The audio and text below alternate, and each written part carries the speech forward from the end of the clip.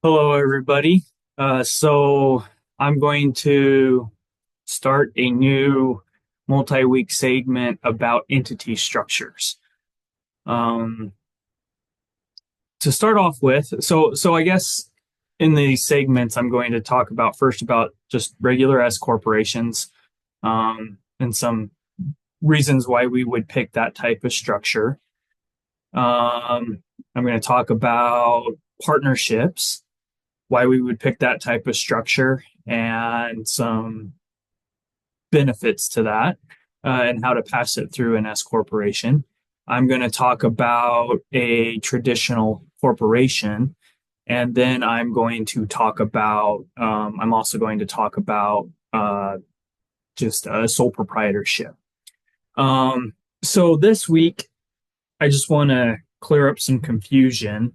Um, that has to do with entity structure.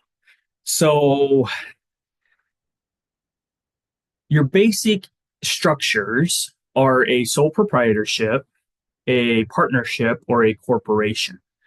Um, a partnership is two sole proprietors working together, two or more. And a corporation is a formal entity registered with the state that can provide limited protection in the event of something negative happening. Usually protects the shareholders, ultimately to the amount they have invested. Then we have this thing that is called an LLC, a limited liability company. Um, it is a very unique thing to pretty much the United States. Other countries have similar things, but it's mostly on international level, it's mostly just a United States thing.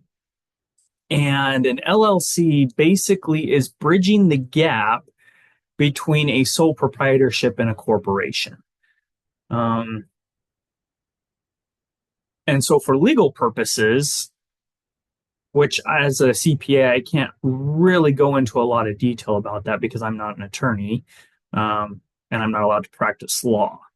And so when we're talking about entity structure, a lot of times we're talking about practicing law and interpretation of business law, which I'm not allowed to do. But what I can do is talk to you about how these different structures result in different types of taxes. So there is a big confusion between an LLC and the other recognized entities because ultimately an LLC really is not recognized by the IRS.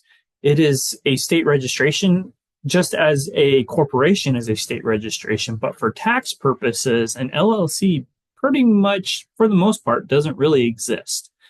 And so by default, a single member LLC is taxed as an S corporation. A multi member LLC by default is taxed as a partnership because it goes back to the original definition.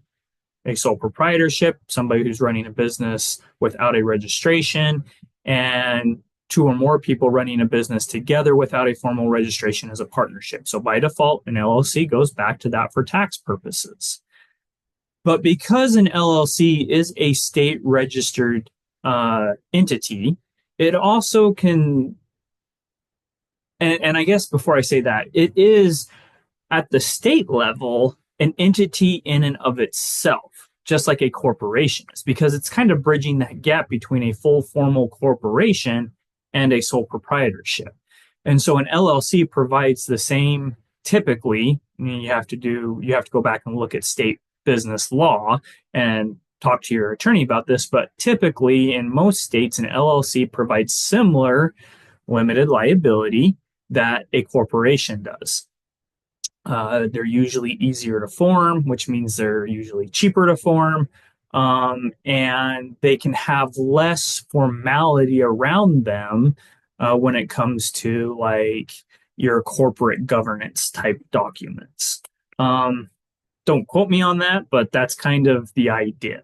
Now, because an LLC is not recognized by the federal government for tax purposes, but it is still a legal entity in and of itself that has ownership or representation for it, you as the owner, the LLC is capable of making elections to be treated for tax purposes other than what it defaults to.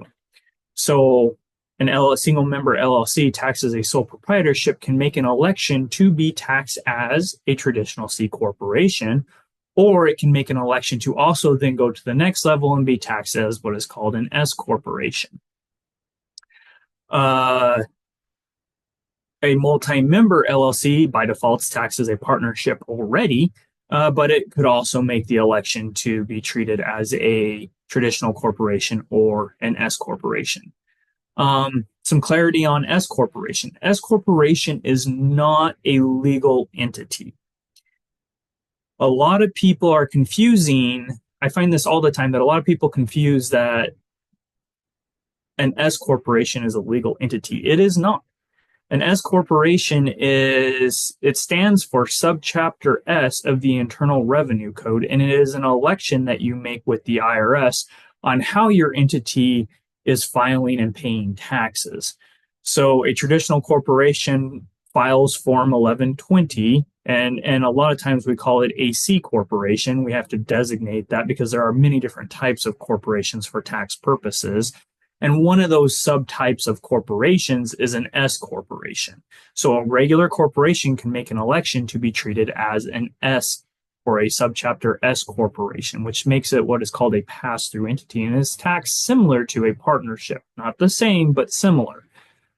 An LLC, in order to become an S corporation, would first have to elect to be treated as a corporation, and then that corporation elects to be treated as an S corporation. So an LLC to become an S corporation actually has to file two different elections. Why would we want to be an LLC taxed as a single member or as a sole proprietorship? So for a single member LLC, why would we want to be taxed as a sole proprietorship? A lot of people do this. A lot of CPAs do this. And what it really comes back to is costs, administrative burden. So if we're going to be a corporation, we have to act like a corporation. What does that mean? Well, corporations have state registrations. There's a corporate veil between the ownership and the entity itself. And what does that mean? That means the corporation needs to have separate finances. Their finances are completely separate from the individual, the owners.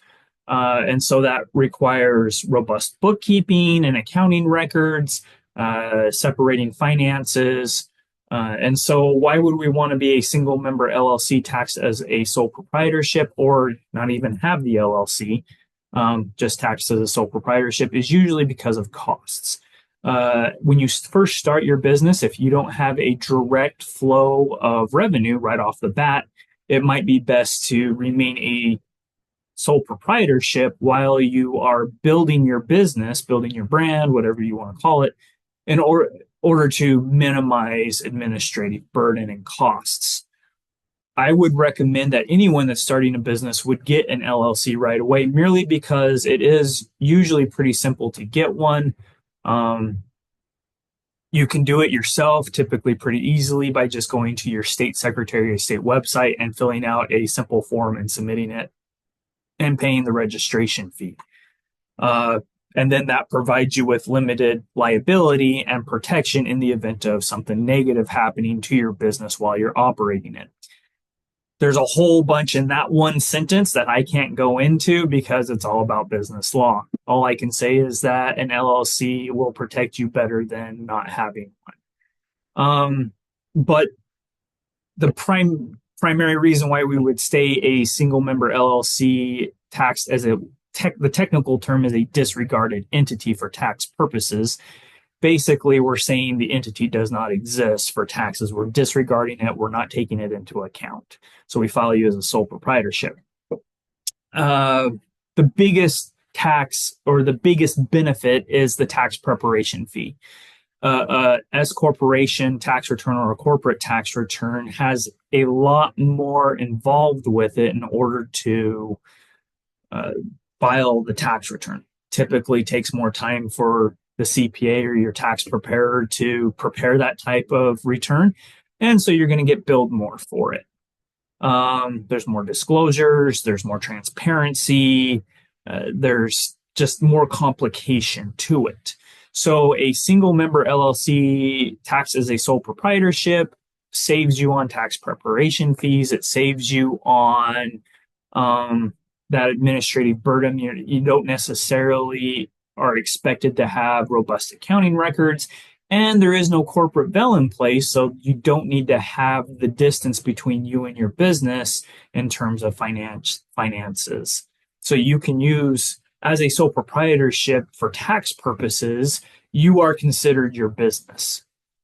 So there's not expected to be a distinction between your bank account and the business bank account. It all flows to you personally. The entire profit is yours. There's no separation.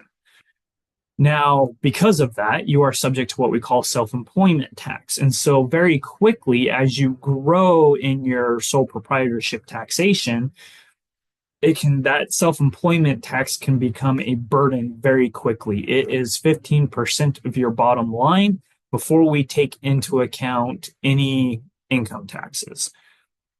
So example, if you make $100,000 as a sole proprietorship, you're going to pay approximately $15,000 in Medicare and Social Security tax right off the top.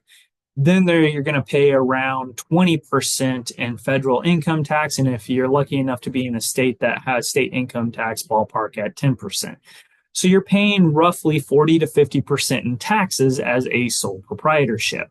So very, very quickly, it becomes beneficial to either be taxed as a corporation or an S corporation. But that would be why a single member LLC is appropriate, is typically a starting point that helps minimize administrative costs. And that's typically how, as a tax planner strategist, I recommend to my clients. We have a threshold where we move people into an S corporation, and that threshold is based on cost to benefit, is really what it is. And it has everything to do with understanding self-employment tax and at what point is the self-employment tax going to cost more than making the election to have you treated as an S corporation. So that's what I wanted to talk about today, just kind of quickly define the different types of entities. You have a sole proprietorship, a partnership, and a corporation. You also have this thing called an LLC that isn't recognized. It is disregarded for tax purposes, but it allows for elections to be made to be either taxed as a corporation or an S corporation. Typically, a sole proprietorship is great for startups, as you're trying to minimize expenses. Next week, I will talk more about why we want to become an S corporation and some of the distinctions between that and a regular corporation. So, talk to you next week.